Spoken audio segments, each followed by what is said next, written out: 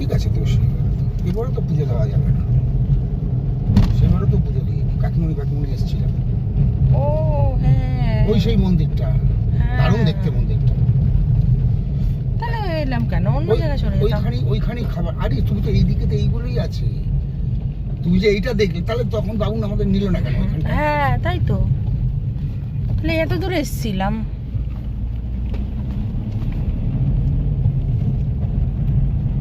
আমরা বুঝতে পারিনি, চেনে না তো ভালো, এরকম ম্যাপ দেখে যেরকম এবার আমি সেটেল করে আছি। কেমন আছো বন্ধুরা? সবাই ভালো আছো তো?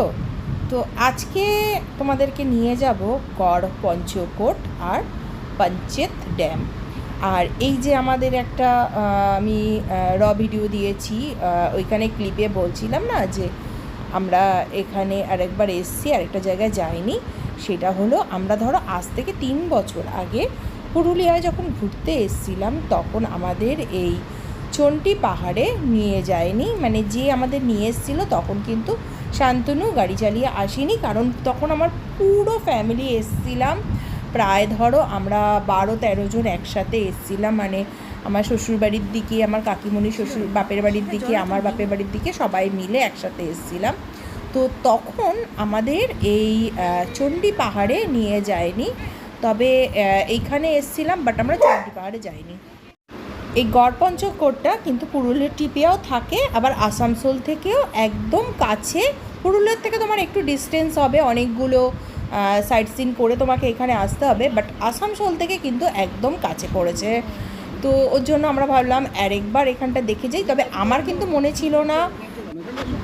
ছিল না বলতে, মানে এই জায়গাটার নাম আমার মনে ছিল না গড় পঞ্চকোট, বাট জায়গাটা মনে ছিল, কেন জায়গাটা কখনো ভোলার মতন নয়। তোমরা দেখো কি সুন্দর নিদারুণ মন্দিরটায় কাজ রয়েছে, খুবই সুন্দর মন্দিরটা। তো এটা কে ভুলবে বলো? পাথরের না, এই যে পোড়ামাটি পুরো, বলো। ছাদটা এরকম ভাবেই হতো।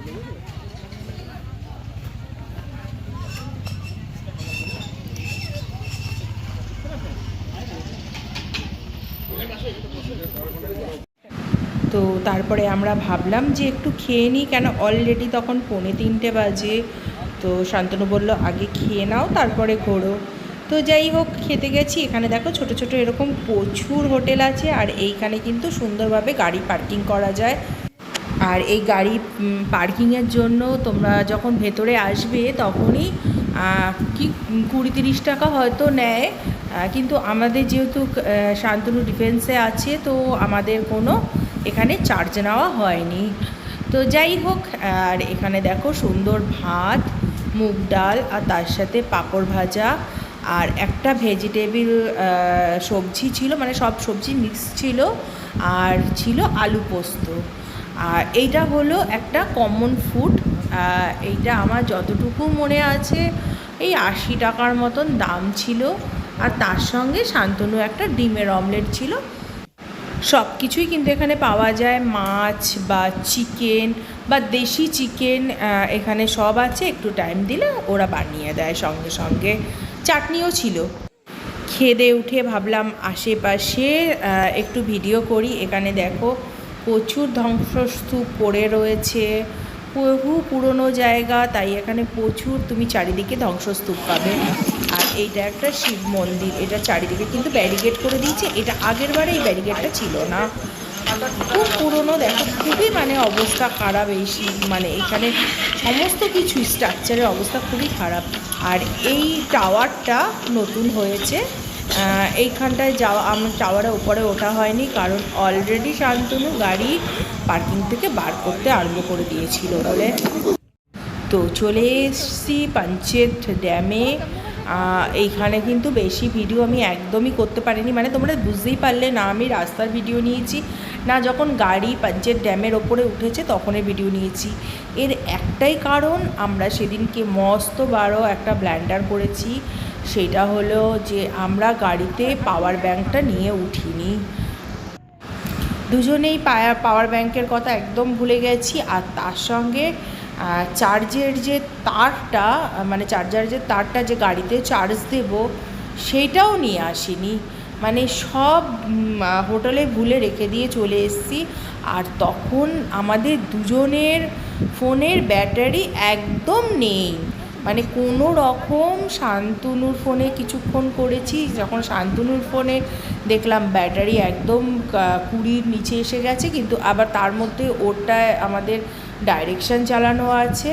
তো এইবার তারপরে আমার ফোন দিয়ে করেছি, আমার ফোনেও তারপর দেখছি 11। তো তার জন্য একদম সামান্য একটু একটু করে ভিডিও নিয়েছি। তো আমাদের দেখো ওখান থেকে বেরিয়ে এসেছি, কিন্তু জায়গাটা ভারী সুন্দর ছিল, খুবই সুন্দর ছিল। মানে এত বড় একটা বাঁধ, মানে বলে বোঝানো যায়। সেখানে কিন্তু প্রাকৃতিক সৌন্দর্য দারুণ, খুব সুন্দর।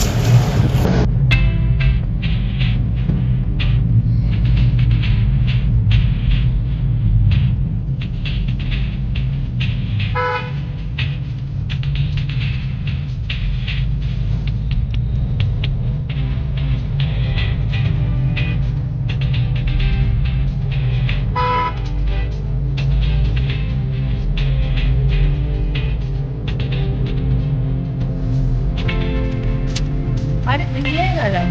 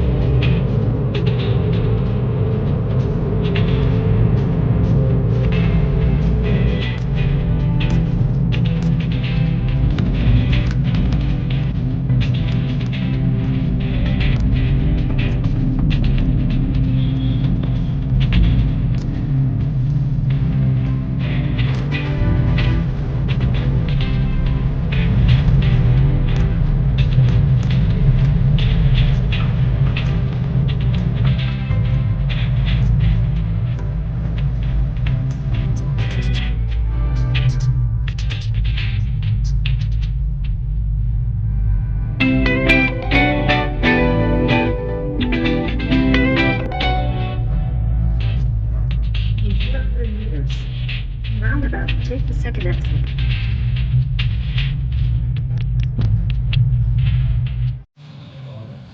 এই যে ঠান্ডায় দেখো, পুরো ব্ল্যাঙ্কেটের তলায় আমি চলে এসেছি। প্রচণ্ড এখানে ঠান্ডা লাগছে, কিন্তু সারাদিন কিন্তু কোনো ঠান্ডা ছিল না। সারাদিন বীভৎস গরম ছিল, মানে এত গরম ছিল বলার মতন না। যেই সন্ধে হয়েছে এত ঠান্ডা কি বলবো তোমাদেরকে। আর পুরো দেখো উলিকট একটা পরে, ঠিক আছে, আমি পুরো ব্ল্যাঙ্কেটের তলায় ঢুকে গেছি। আর দেখো শান্তি দিচ্ছে হচ্ছে এই যে খেলা, ঠিক আছে। আর এই চা এনেছিল, চাটা খেয়েছি, খেয়ে এখন শান্তনু বলছিল চলো, এখন দূর আর ভালো লাগছে না, এই ঠান্ডাতে বেরোতে ইচ্ছা করছে না। তবে যে রাত্রিবেলা খাবার তো খেতেই যেতে হবে, তাই বললাম সেই ওই একটুখানি যাবো, গিয়ে চলে আসবো। যাই হোক, প্ল্যাকেটে তারা শুয়ে রয়েছি, পরে আবার যখন বেরোবো তখন আবার ভিডিও করবো।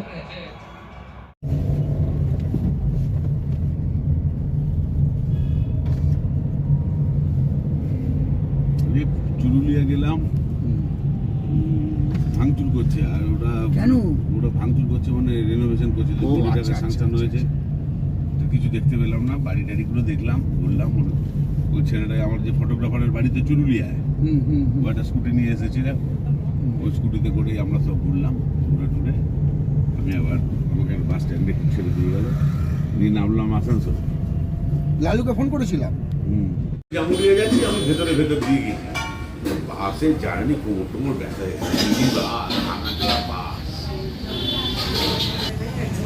ধনে পাতা আছে।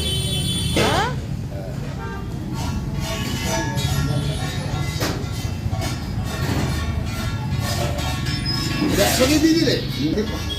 আচ্ছা আচ্ছা ঠিক আছে। চিকেন কিমা ফ্রাই। এটাও তো ধনে পাতা হচ্ছে ধনে পাতা না, লঙ্কা না না আছে, ধনে পাতা আছে।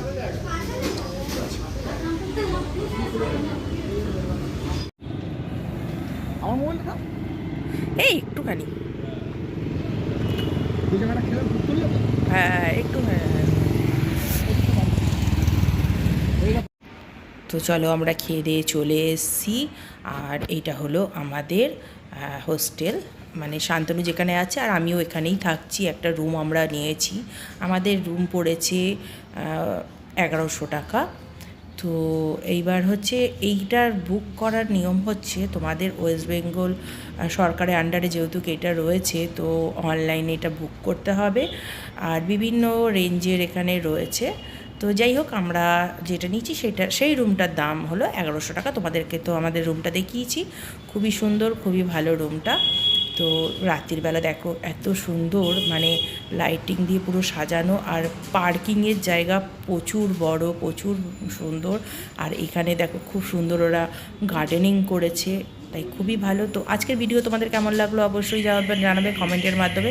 ভালো লাগলে লাইক করো, শেয়ার করো আর কমেন্ট করো। তো আবার একটা নতুন ভিডিও নিয়ে খুব তাড়াতাড়ি তোমাদের সঙ্গে দেখা করব। আজকের জন্য বাই বাই, সবাই ভালো থাকো, সুস্থ থাকো।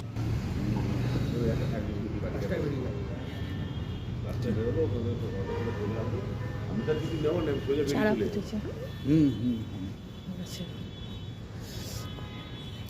তুমি পরশুদিন বেরোবে ডিউটিতে, আমি এই ইয়েটায় যাব, নার্সারিটায় যাব, গিয়ে দেখবো কি আছে। বেশি কিছু নেবো না, কেন বেকার।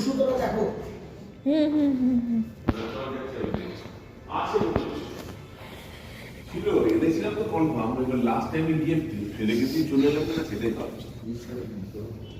আমি ফোন করে ডেকে নিচ্ছি।